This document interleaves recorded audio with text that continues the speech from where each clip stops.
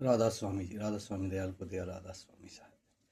सिखों के चौथे गुरु रामदास जी, जब उन्हें गुरु गद्दी मिली तो लोग उनको कहने लगे कि अब आपको ध्यान और समाधि लगाने की क्या ज़रूरत है,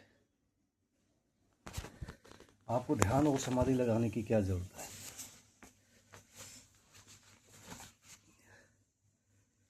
तब उन्होंने एक सुंदर मिसाल दी। उन्होंने कहा कि एक गरीब आदमी मिट्टी छानता था, मिट्टी छानते छानते एक दिन उसको लाल मिल गया। लाल मिलने के बाद वह धनवान हो गया, परंतु वह फिर भी मिट्टी छानता रहा। लोगों ने उससे कहा कि अब तो तुम्हारे पास बहुत धन है, अब भी मिट्टी क्यों छानते हो। उसने कहा, मुझे धन मिट्टी के छानने से ही मिला है, फिर इस धंधे को मैं क्यों छोड़ूं। इसलिए गुरु रामदास जी ने भी उन लोगों को कहा कि मुझे गुरुवाई का तो साधन वह अभ्यास करने से ही मिली है, फिर भी मैं इसे क्यों छोड़ूं। हमें भी मानव चोला परमात्मा से मिला है, फिर भी हम उसकी बंदगी नहीं करते। मालिक ने हमें बार बार अपार दया करके हमें इस सुंदर नारायण देह की बख्शिश दी है, और जिसे हम भूल जाते उसको याद भी नहीं करते,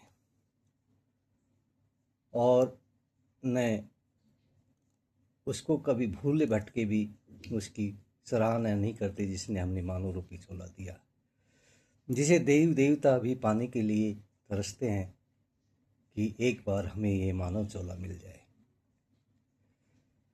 और हमें मालिक का भजन कर कर ही भवसागर से पार हो जाए। फिर भी हम मालिक की एहसानमंद नहीं होते कि उन्होंने हमें इसे इतना सुंदर शरीर दिया है, इतने सुंदर आंखें दिए, इतने सुंदर, यानी जो भी शरीर के अंग हैं आप उनका वर्णन नहीं कर सकते, क्योंकि ये अमूल्य भेंट है।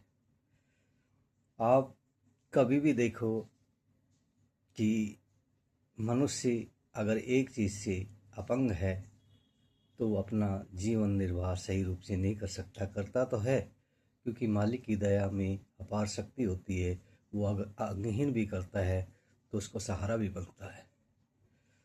इसलिए मनुष्य को अपने आगे बढ़ते हुए उस प्रभु का गुणगान करना चाहिए कि ये मेरे मानव चोला मिला है, उसका सही उद्देश्य क्या है। तो दोस्तों, ये मानव चोला बड़ा कीमती है, तो इस कीमत को चुकाने के लिए प्रभु का ध्यान हमेशा करना चाहिए। प्रभु ही वो शक्ति है, क्योंकि उन्होंने वो जन्म दिया है, वही अपने पास ले लेना है। इसलिए आपसे अनुरोध है कि 10 मिनट, 15 मिनट, 20 मिनट, जो भी टाइम मिले, आप प्रभु का गुणगान कीजिए और उसको अपनी ज़िंदगी का हिस्सा बनाइए। राधा स्वामी दयाल को दया, राधा स्वामी साहब।